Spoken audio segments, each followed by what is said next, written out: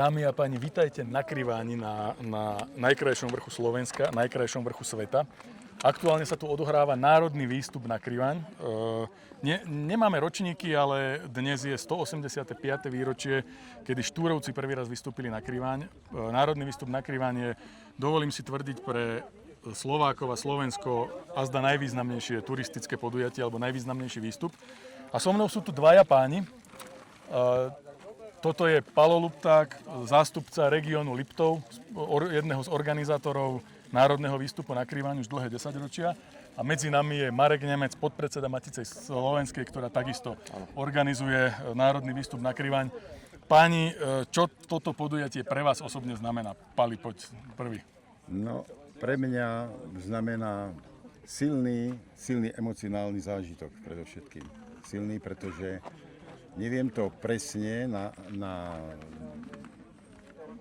na počet, ale si myslím, že cez 50 razy, pretože chodím pravidelne každý rok od roku 1977. A vždy sa sem vraciam, mám rád ľudí a veľmi rád som, keď stretnem dávnych priateľov tu na Kriváni. Nevidíme sa dlhé roky a tu sa práve stretneme. Turisti. Aj s tými, čo si tu bol v 77. Aj niektorí tu je zrovna pred chvíľou som si s ním ruku podával, ktorí sme chodili v 70 rokoch. Fúha, pekne. Marek, ty čo?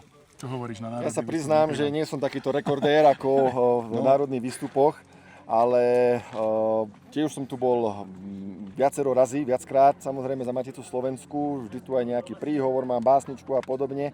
Nepamätám si ani všetky presne tie ročníky, ale pamätám si úplne na ten môj prvý výstup, kedy som sem išiel ako mladý chalan a mal som tedy možnosť tu recitovať a dodnes si pamätám, keď sme tu spievali hymnu Na Tatrov sa blízka, ktorá sa rozliehala do okolitých dolín.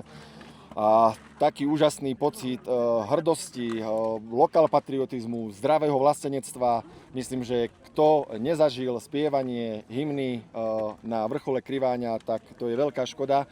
A myslím, že nenadarmo sa hovorí, že každý Slovák by mal byť na Kriváni minimálne raz a odporúčam aj niekoľko razy.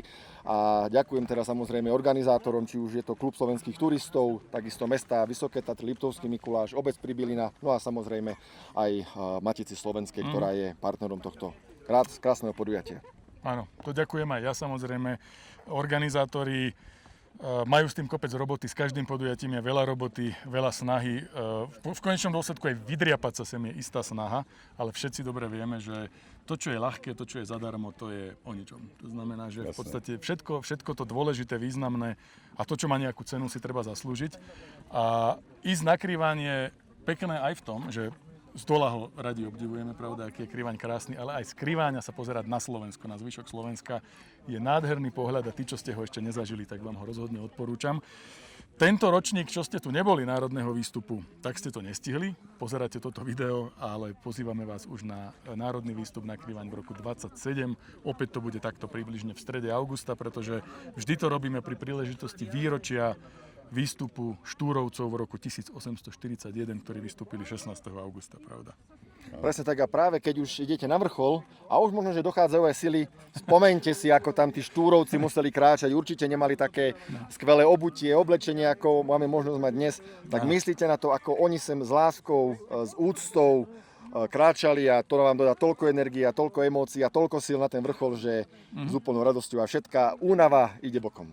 S láskou k Slovensku sem kráčali, na to treba myslieť vždy, každým krokom, ktorý sem robíte počas národného výstupu na Kriváň. Priatelia, ďakujeme vám za pozornosť. Ja vám, páni, ďakujem, že sme sa mohli takto porozprávať, že sme si užili spolu národný výstup ďalší a teším sa na budúci ročník. Tak zase o rok. Majte sa pekne. Kriváň je výhľadový vrch. Z tejto Kriváňa vidíme, keď sa pozeráme smerom na juh, vidíme celý hrebeň Nízkych Tatier, Kráľov Hôl pred nami. Ďumbierské Nízke Tatry, úplne na západe priehrada, vidno Choč tam, Liptovská Mara, vidno Veľkú Fatru, západné Tatry, tu troška na sever, na druhej strane úplne na sever, Poľské Tatry s Gievontom, hej. No a smerom na východ vidíme Vysoké Tatry, vidno, sprava začínam Končistá, Gerlach, Vysoká, Rysy, proste všetky vrchy máme ako na dlani. A poza ne býva veľmi pekný východ slnka. Hej, jasné, pozanie.